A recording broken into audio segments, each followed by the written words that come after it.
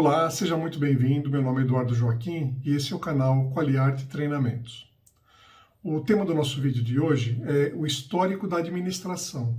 E dentro do histórico da administração, a gente vai estar falando sobre dois episódios. Um deles é o mercantilismo e o outro a administração científica.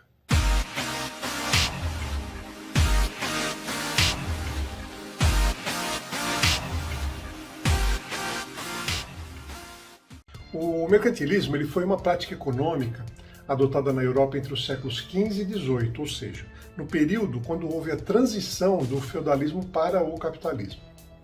Nessa época, a burguesia do período medieval se transformou em famílias poderosas de comerciantes e banqueiros e passou a ser a classe social dominante.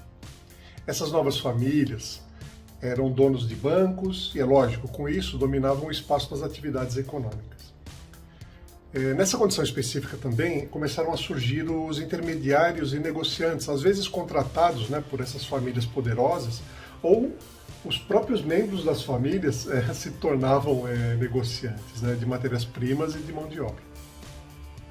A mão de obra mais interessante para esses intermediários, negociantes e às vezes até os próprios antigos burgueses era a fornecida pelos artesãos, que já tinham por rotina o atendimento às necessidades específicas de seus clientes, que com precisão eles conseguiam descrever a forma e característica dos produtos que encomendavam.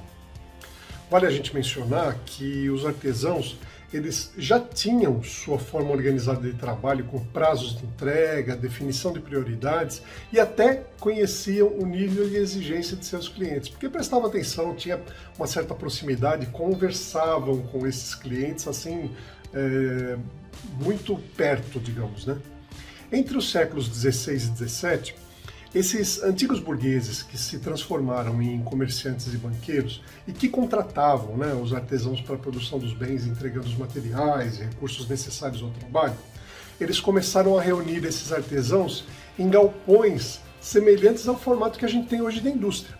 Até porque ficava mais fácil a organização, centralização de pessoas, administração e assim vai. Aos poucos eles foram percebendo a necessidade de desenvolvimento de métodos que permitissem a organização e produção com maior eficiência. Foi quando no século XVIII houve o que foi chamado de Revolução Industrial, ou seja, o trabalho puramente artesanal e manual passou a ser executado por máquinas, como é o caso, por exemplo, da máquina a vapor de James Watt, considerada como a principal invenção da Revolução Industrial. Legal, continuando com a nossa história, outro momento importante foi o da administração científica.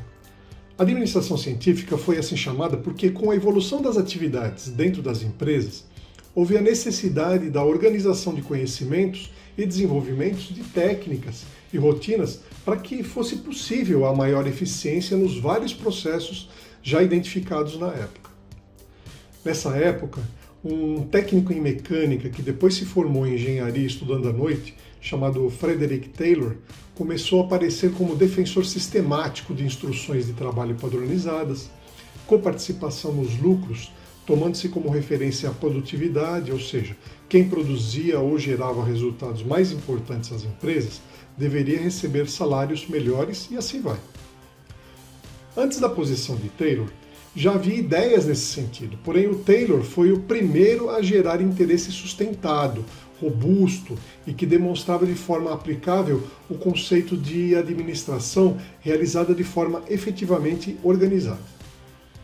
No final do século XIX, a Universidade da Pensilvânia criou a primeira escola de administração do mundo, devido à doação de um empresário da época que se chamava Joseph Wharton, que patrocinava já as várias experiências que Taylor executava na empresa que trabalhava. Nesse momento, na transição do século XIX para o século XX, fica então definida a administração acontecendo de forma científica, de forma técnica e como disciplina. E o Taylor passa a ser então considerado o pai da administração científica. No início do século XX, o Taylor ele escreveu o livro Os Princípios da Administração Científica, um dos mais importantes da história da administração, se não o mais. Bom, então é isso. Eu espero que tenha gostado do nosso vídeo. Lembre de deixar seus comentários para que a gente possa saber se está gostando e para que possamos ter até a chance da melhoria contínua. Se gostou, deixe o like, inscreva-se e, se possível, compartilhe o vídeo. Isso ajuda muito para o crescimento do canal. Um abraço e nos vemos nos próximos vídeos.